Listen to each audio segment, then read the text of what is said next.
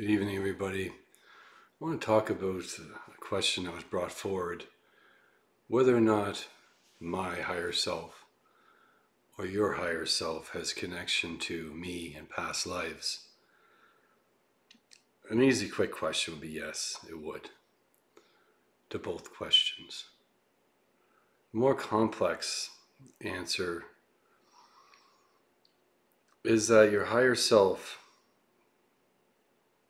has more than one part of itself. So you have the source, which is God, or whatever you wish to believe in. Then you have that part of that pure source is broken off, and that becomes your higher self. So you have the big,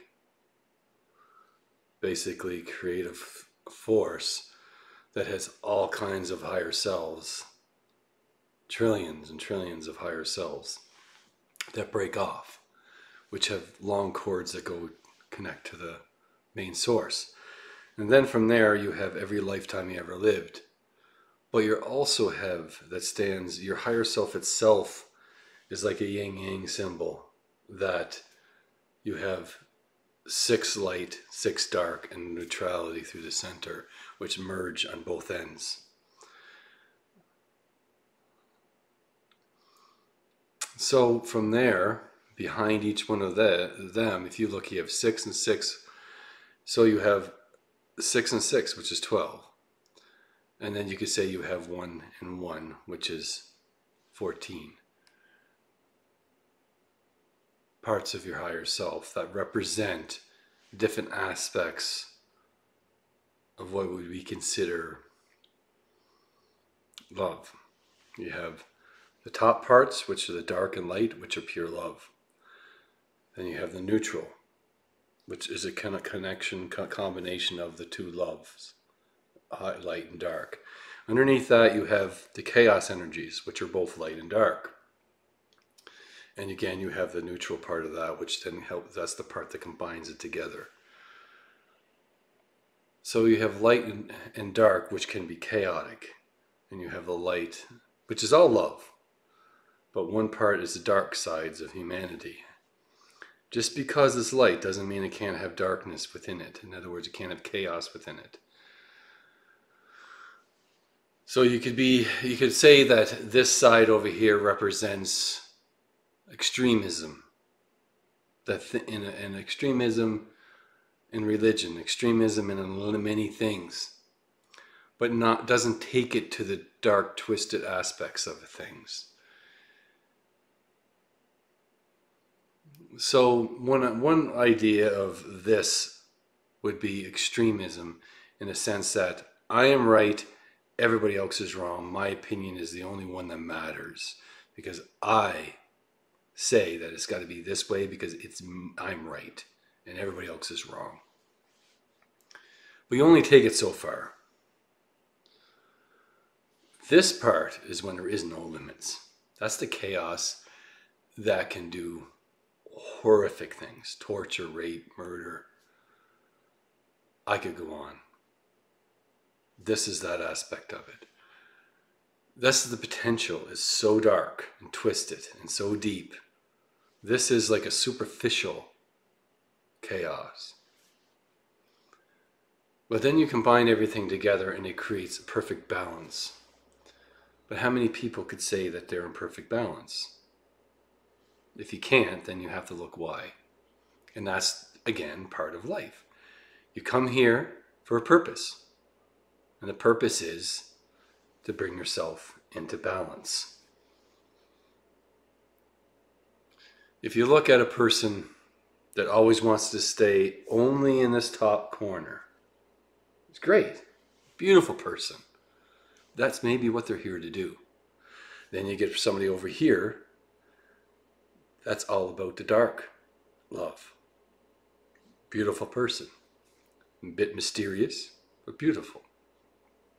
That's great. That's maybe what they're supposed to be here to do. Then you get somebody down here, which is the unacceptable stuff. It's like, God, man, how could anybody ever do anything like that? But maybe that's what they're here to do. Then you have this, which is like extreme religion.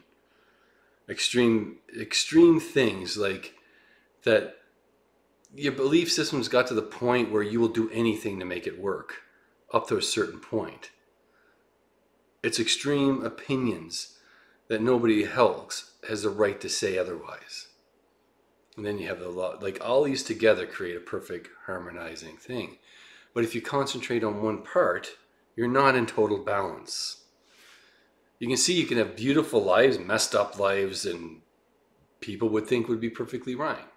I'm the king, and the only way that everything you're going to do is going to do right. And then you could be the king that tortures and maims people.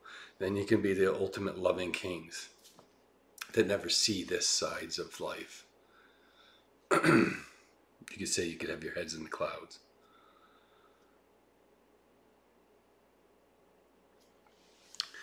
The point I'm trying to get across is that you can have lifetimes of this, lifetimes of this, lifetimes of all of them at the same time. So what happens if you have a lifetime that's everything in balance? Do you bring everything into balance? What would it take? It would take a lot of messed up stuff, a lot of heartache, a lot of conflict, but also a lot of love. A lot of taking your time, a lot of patience to get to that point. But the outcome would be a perfect balance.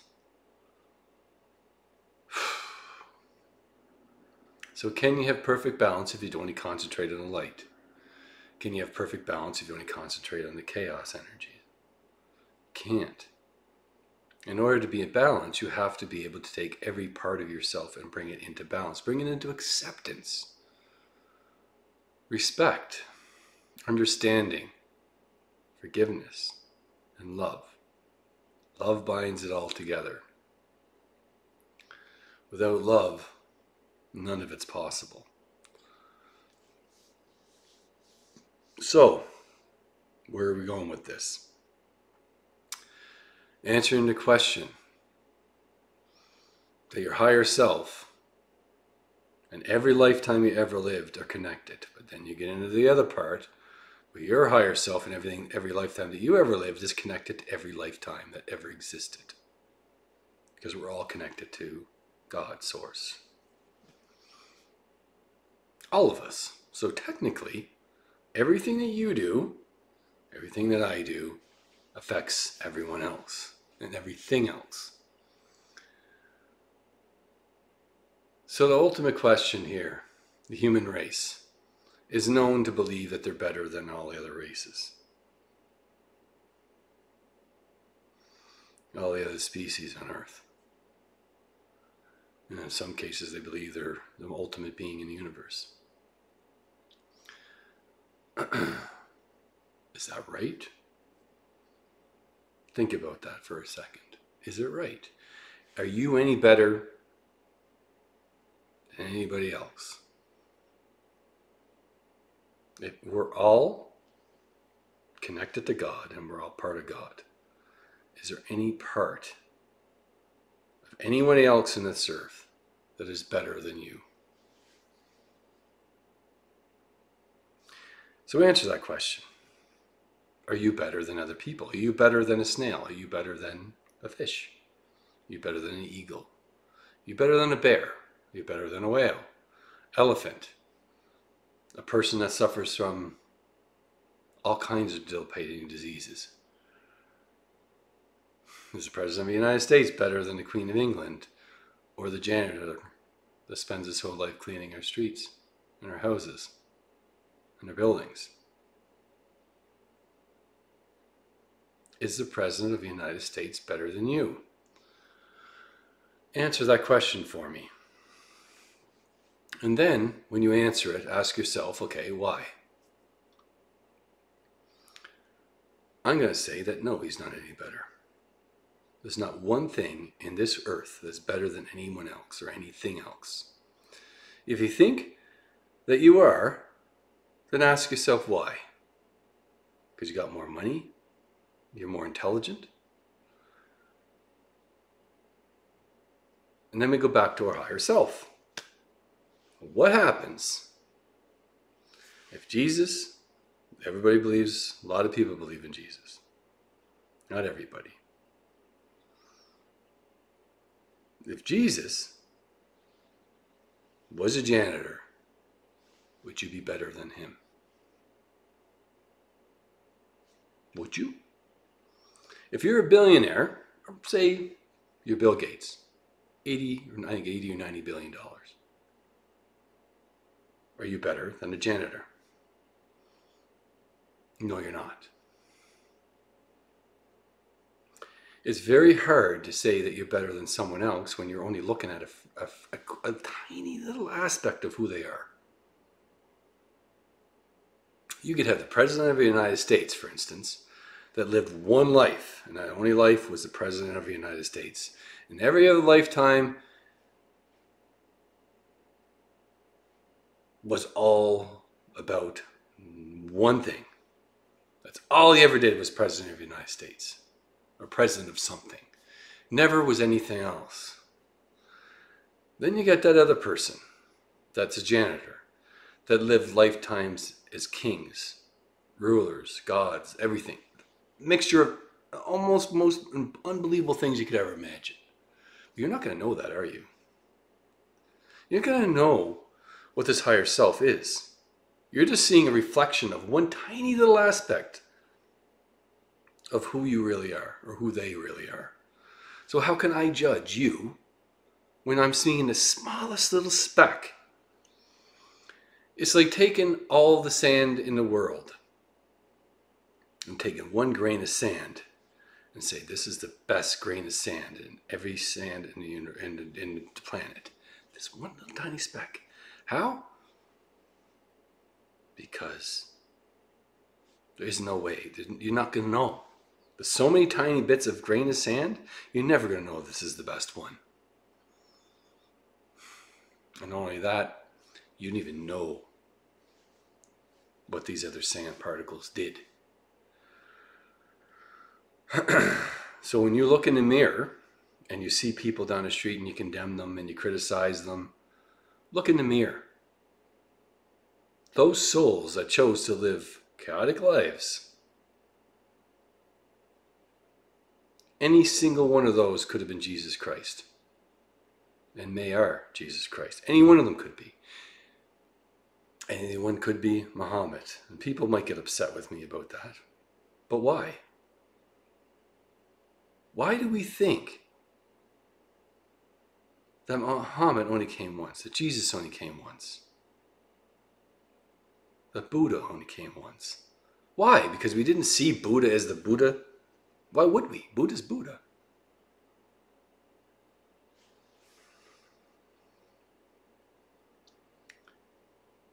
I'm Joseph, and Joseph's going to die. I'm not going to go away. I'm going to become part of my higher self, part of God, but also a separate consciousness that has access to all this information. I will change, just like I changed from when I was a child, because I can tell you right now, I'm not the same person I was when I was 10, 11, 12, 13, 14, 15, 16, 17, 18. Changed all throughout history.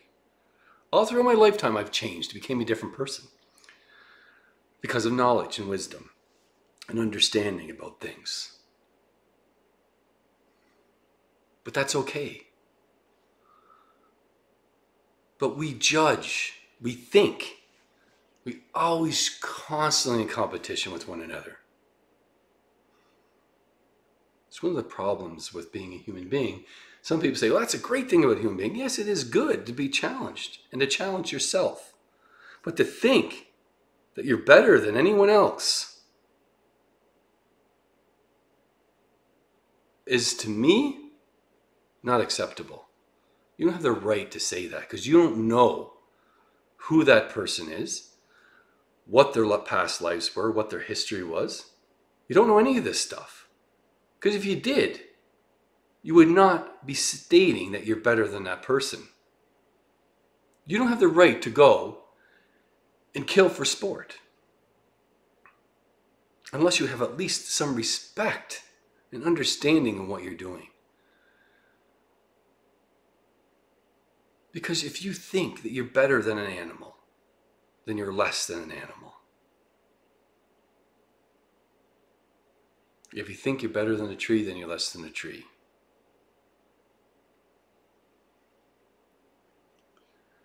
I'm going to take a few minutes and go into my higher self to see what he or she has to say, because we all have both male and females.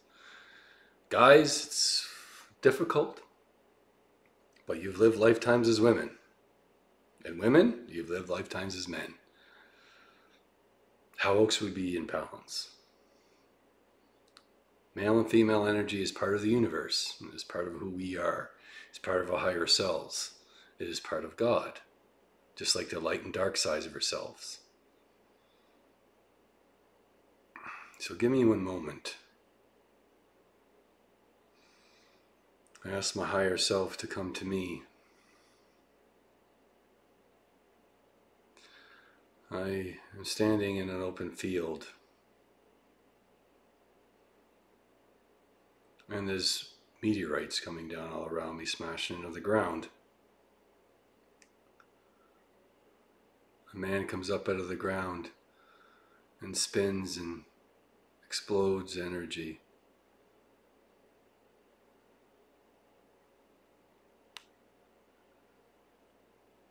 It levels the ground for miles around. It leaves a big, massive hole. It leaves me floating into the air because the mountain I was standing on is gone. And I'm just floating above the ground. And then the man claps his hands and brings everything back to exactly the way it was.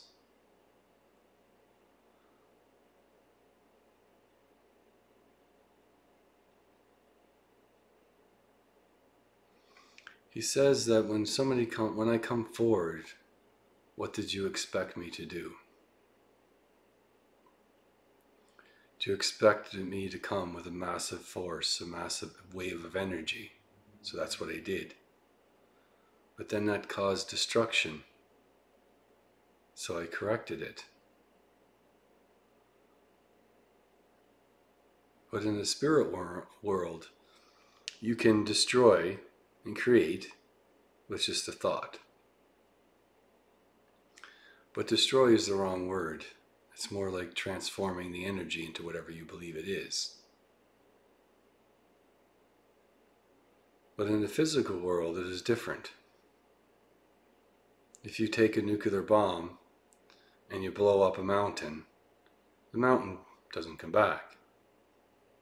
It take millions of years for it to reform into a mountain again, if it ever did.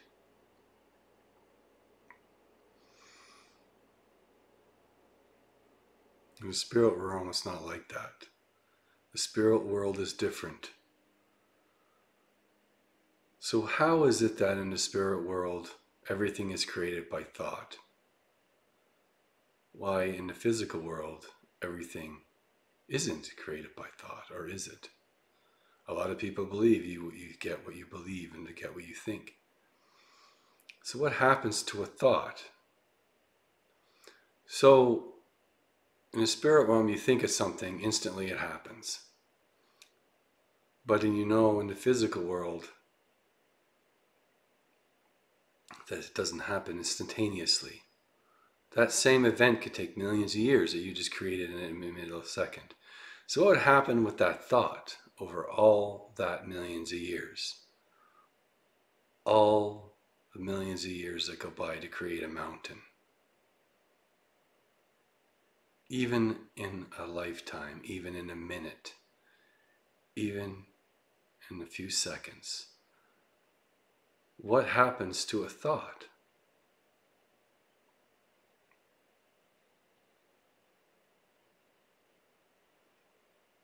It's interesting, isn't it?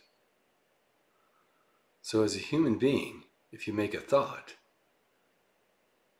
and you're able to hold that thought, release it to the universe, and never think of that thing ever again, then a mountain would be created. But what happens when you think of something, What happens to that thought before it actually materializes into an actual reality? It gets all messed up.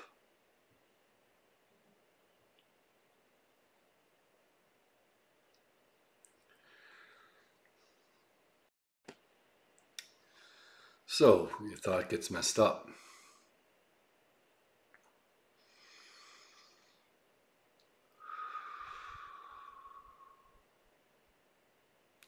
So how do you do creation on the physical world when you have to hold on to that perfect moment for a long period of time?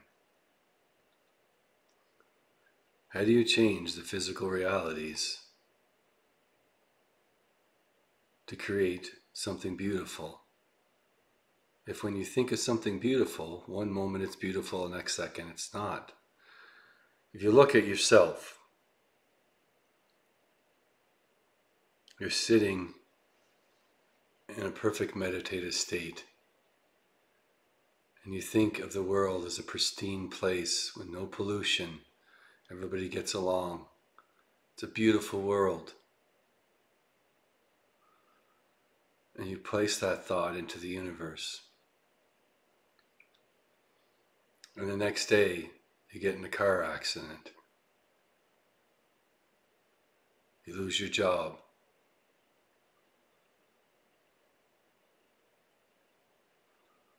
A little while down the road, you find out that you're never going to be able to walk again.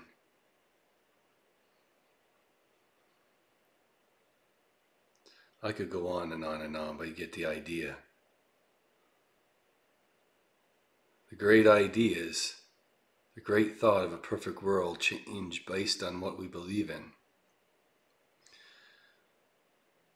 So how do we change things? One thing is to stop hating one another. I think a lot of the things that we think about in life, we think of things as a competition. We have to outdo the other person, but we're really just outdoing ourselves. There's nothing wrong with trying to better yourself. I encourage it. But how do you go about doing that? By degrading people, making people feel bad about themselves. So in order to truly change the future, we have to change how we act in life. How we look at the world. Because we know if we want to create a tree, that we can't create a tree. We can go take a tree and plant it, but to actually think of a tree growing instantaneously from a seedling up into a full-grown tree. Because for the time for that tree to occur, a ridiculously long period of time goes by. So how are we able to hold that thought for that long?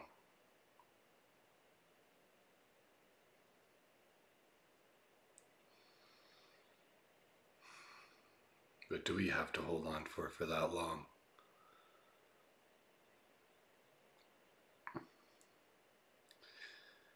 It's complicated to try to answer that specific question, isn't it? The thing with the world is that everybody has an idea what a perfect world would be. Some people believe a perfect world would be living in domes. Some people believe that it would be one great big massive planet city. A city that covers the whole planet. That would be cool. That's what I would want. Other people may believe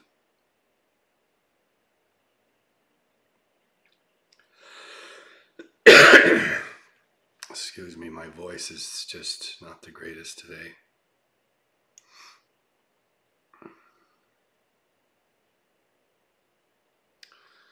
Some people believe that a perfect world is a paradise of a garden, like a Garden of Eden. Other people believe that the earth was covered in snow. It'd be a paradise. Some people believe it was covered in this one great big massive desert, covered in water, that there would be no snow at all, that it would be a perfect 20 degrees all year round.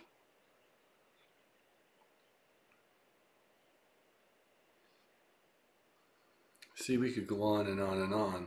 See, so many different versions of what people think a perfect world is.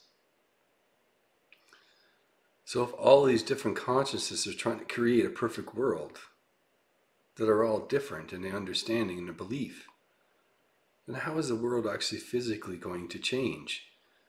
Because we bring all these thoughts into the universe to create a perfect world, and every person on earth is creating a new world.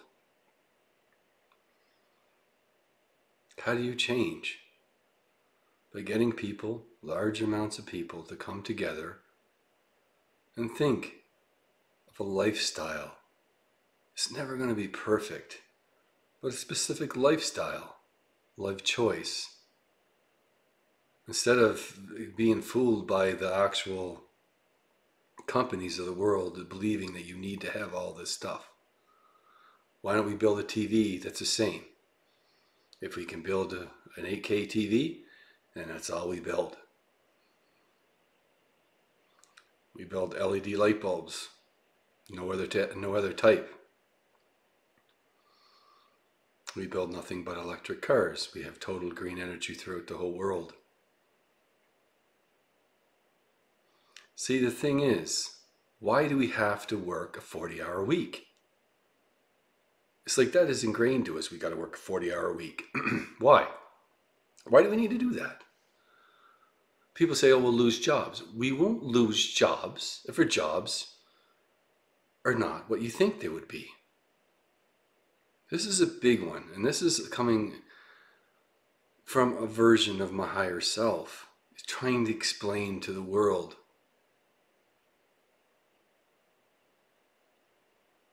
how is the world going to change if the systems that we believe are right are completely backwards. We believe that oil, we can't get rid of oil because we lose all our jobs. Why not? First of all, if we switch to green energy, it's going to create a whole bunch of jobs. But again, it comes down into money. Money, money, money, money, money, money, money, money. A bloody illusion. A monetary system can be anything we want it to be.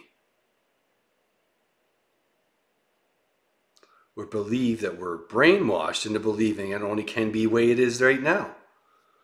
What happens if we only had to work 6 months of the year, 4-hour days, 4 or 5 days a week? We get up, go to bed, we could say that we start work at 10 o'clock in the morning, work 2 hours, get an hour break, work 2 hours and be done. People say, oh, we got to do this, keep it. Think about this for a second, everybody. Think for just a minute. The monetary system is based on a person's idea of the way it's supposed to be. Why do we need to work a 40-hour week? Why do we need to work at jobs that are meaningless to us? Jobs that we hate? It's because we're brainwashed and believing that we're going to starve to death if that's the only thing to do. Farming can be farmed by farmers. It can be farmed by machinery. It can be farmed by robots. It can be farmed by so many different things. But why do we have to believe that the only way we're going to survive is to work a 40-hour work week, a 50-hour work week, a 60-hour work week, a 70-hour work week, even an 80? There's people out there working 80 hours a week. How does this make any sense at all? Because we're taught to believe that that's the only way there is. Why not? Why can't we make $80,000, $100,000, $500,000? It doesn't really matter. And why do we need to make everything that falls apart? We're brainwashed in believing that we have to have that job, that factory, produce things over and over and over and over and over and over and over at ridiculous rates, destroying all our natural resources, and so we can end up throwing them into landfills. See, the problem is we're brainwashed in believing that we have to work ridiculous hours at jobs that we don't even want to do. What happens if people were free to do what they love to do? What happens if a person went to stay in a university for their whole life and just study? What happens if artists could paint from their heart? Never having to worry about being hungry. And people will say, well, there's people that aren't going to do this or want to do that. They're going to have to work for a living. If people, yes, there will be people that need to work. We all would need to work at something. But we could create things to do a lot of the meaningless jobs. We would do jobs that we love to do.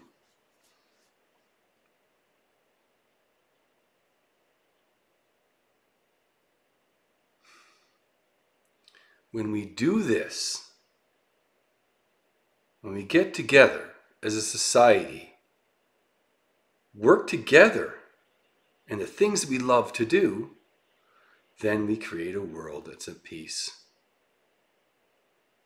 But when we're full of chaos, confusion, and fear, we create a world full of chaos, confusion, and fear. It's as simple as that.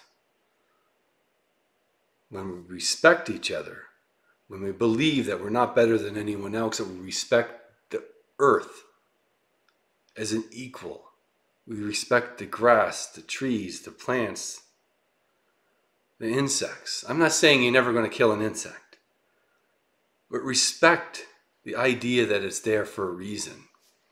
And you might not know. I can't stand mosquitoes, but I know they have to be there. Otherwise, the balance of Earth isn't going to be there.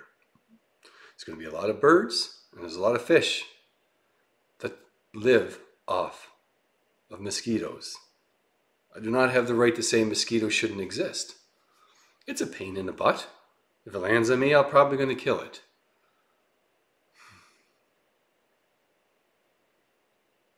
But the Earth, without the human race, is in balance.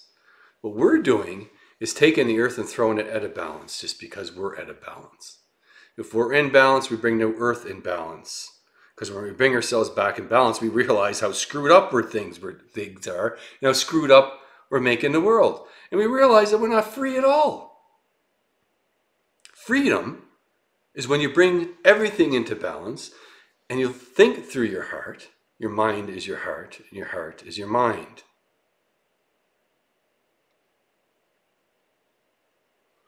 Then you're going to realize that you are free and that you never were before. But God forbid, the governments and big business don't want people to realize that they can be free if they choose to be.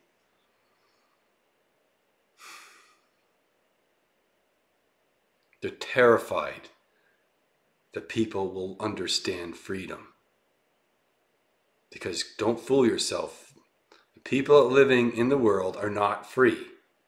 Nobody is. Because you don't have yourself in perfect balance. Because if you did, you'll understand very quickly that you are not free. And you'll see the world, and you'll see the potential in the human race, and how easy it is to change, and how frightened you are to change it. You're terrified over nothing. Because all the things that they're said are important are not. We don't have to work a 40-hour work week. It actually makes no damn sense. If you're a family and you have kids, why would you spend all the time working at jobs and not even be able to spend time with your kids? What's the point of being a parent? I'm not saying spend all the time with your kids, because your kids need to develop with other people, with other children, and on their own. But at the same time, why? The society is just so messed up that you get both parents working 40, 60 hours weeks to survive, just to barely survive. They're tired. The people are tired. So why we continue to do this? Because we believe that it's the only way. That the other way is hopeless. That there's no way anything's ever going to change. I'm telling you, if you adjust the way you think, I'm not saying think like me. I'm saying go within yourself to find your peace, to find your ability to bring your light and dark side into balance, which then will open your heart, which then will teach you what you need to do in this lifetime to bring the world into balance. Because every single time you get 10 million people thinking one thought, it's going to have a pretty big impact. But if you got one person thinking big thoughts, it's going to have very little. If the world gets together to truly believe in the human race and believe in each other, the world will change.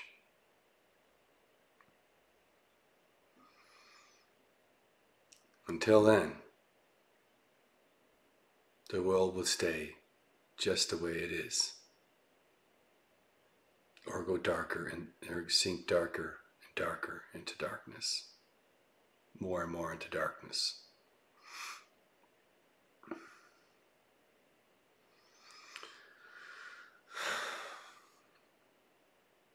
But as me, as Joseph's higher self,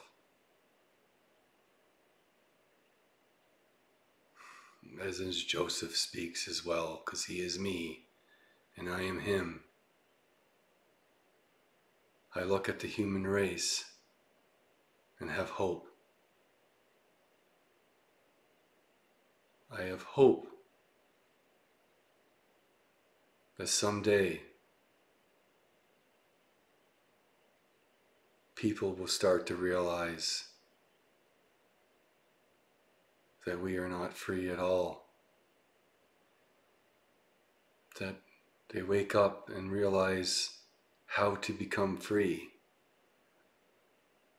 How to have respect for one another. How to build amazing cities, amazing worlds, amazing places, in perfect harmony with the world, and making things better in the world.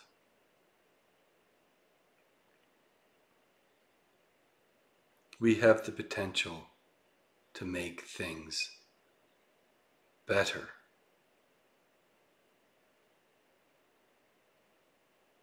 We just have to believe we can.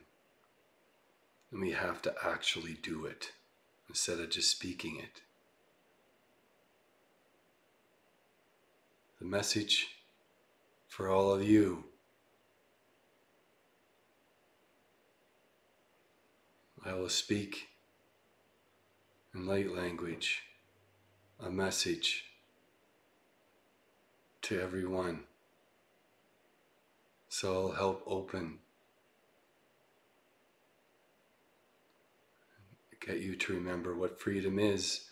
Remember your true purpose. Remember what love. Remember that we're all connected.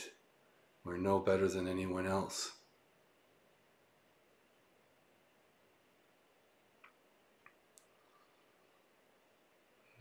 Dorakante Nasani Ukorakinte Nasaturi Hintakapata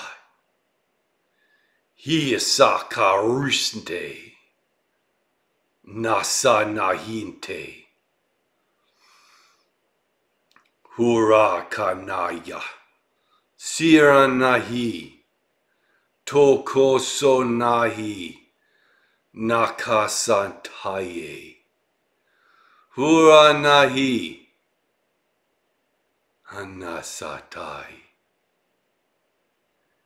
Hiamanora satika dapare.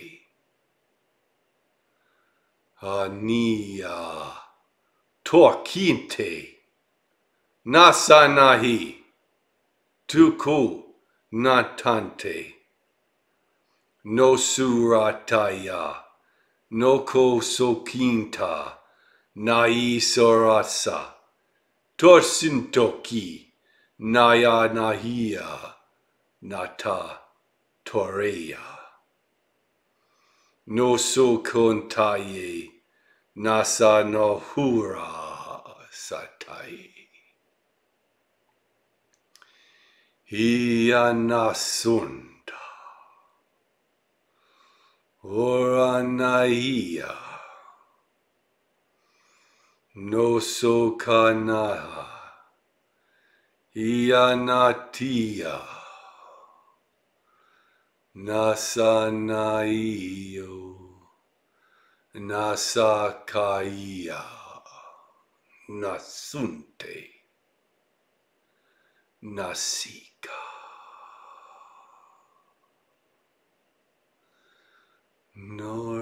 Noranasaya. Ianaoran.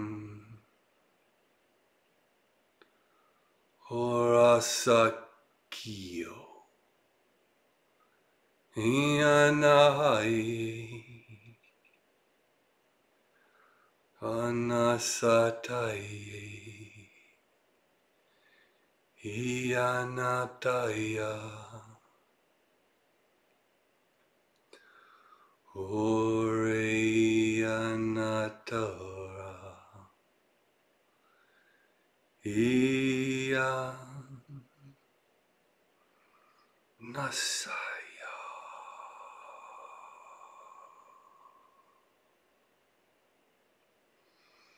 Nokia Manaya.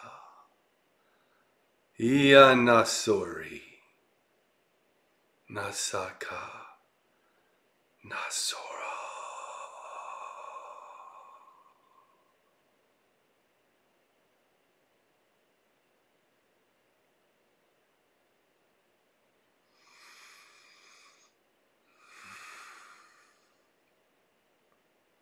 That you remember who you truly are. Let yourself remember your purpose. Let yourself remember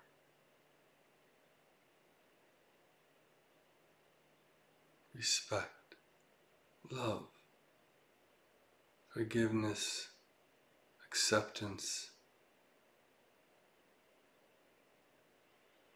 Weakness is not weakness, but the things that we must change in our lives. The fears, the lessons we need to overcome.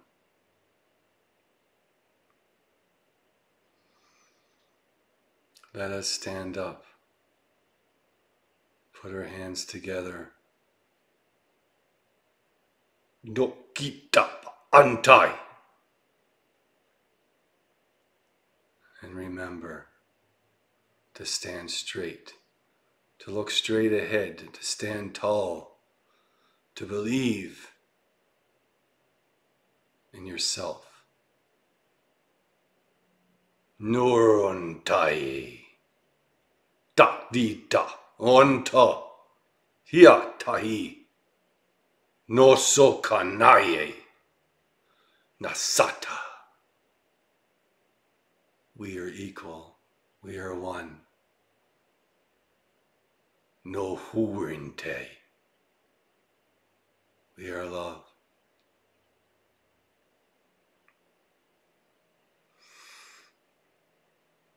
We are love. No naikataranto. Do you believe that? Nahan tikloantai.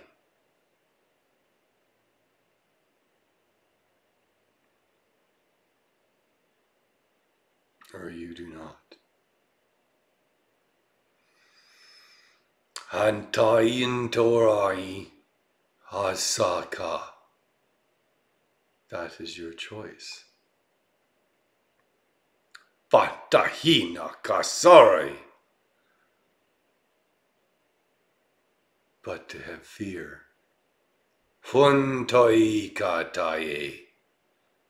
To droop your shoulders and look down, not believing in yourself. Turantai Satakanta is not living your life. Horantai instead.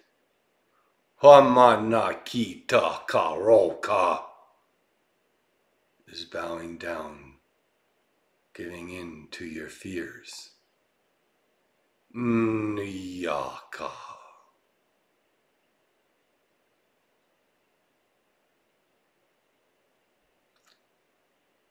Tasante. Pakinta. And that will be a sad day indeed.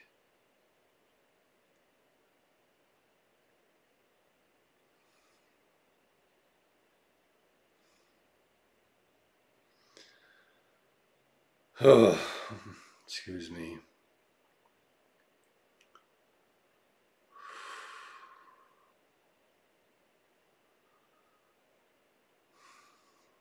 There's so many things in our lives that prevent us to find ourselves, to be who we are. There's so many difficulties to overcome in this world. It seems impossible, doesn't it? It seems like an impossible task. How are we ever supposed to overcome this? How are we ever supposed to have freedom?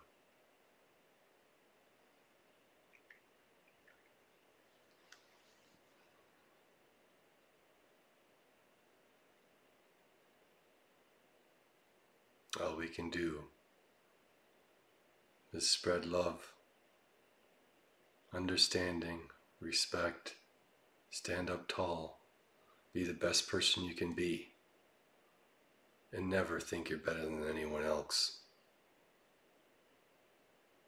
Because if you do, if you believe you're better than someone else or some other thing, then you miss the boat. You miss the understanding of how to be free. You miss the understanding of love.